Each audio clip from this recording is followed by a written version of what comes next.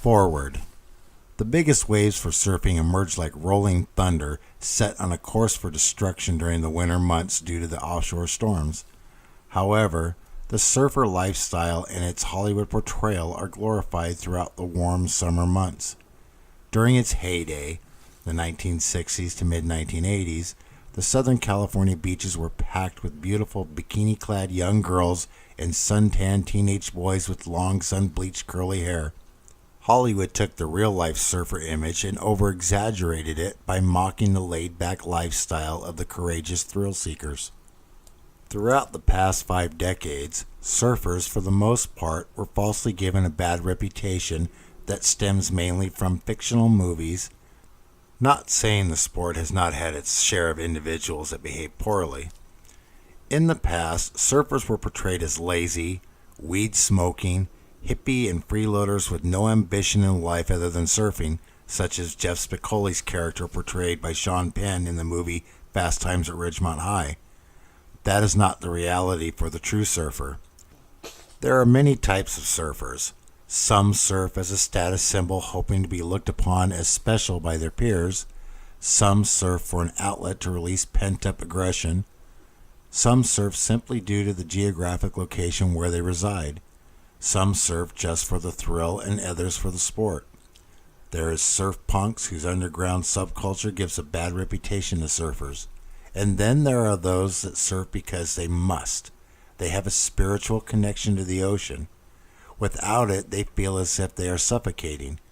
Everything that encompasses surfing, such as the ocean and Mother Nature, along with freedom and loving life, is what drives a true surfer.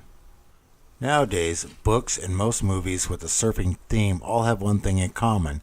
They are documents about courage, pushing the limits, near-death experiences, overcoming all obstacles, friendship, and love. Real-life stories from surfers have mass appeal to the public whether the viewer or reader has set foot in the ocean or not. People don't need a connection or even an interest in the sport of surfing to get emotionally invested in the story of a surfer as seen in stories such as Soul Surfer by Bethany Hamilton and Making Mavericks by Frosty Hesson, both of which are best-selling books made into major motion pictures. The challenges a surfer experiences in the ocean symbolically parallel the human struggles for existence. Life has its ups and downs similar to the ocean. It has mostly calm days, but without any warning, an unexpected storm can roll in and destroy everything in its path. A surfer's nature is to rise to the challenge and head directly into the storm to conquer its ruthless brutality. However, there comes a time when the storm pins the person underwater and has to fight for survival. Life can be metaphorically compared to surfing as told in this story. What outsiders do not realize is surfers have an exceptional spiritual connection with the ocean. Once it's in the blood, it grabs hold of the soul and never lets loose. It changes a person, and in most cases in a positive manner. Only once in every generation, a surfer who is at the right place at the right time gets to experience what is referred to as Big Wednesday. It's the day they hope for and dream about. This is the day a surfer's physical and mental abilities are put to the test and pushed beyond the limits. On that day, death is close at hand, and those that surface victoriously go on to conquer the world. There is no longer any fear, only living for each and every moment afterward.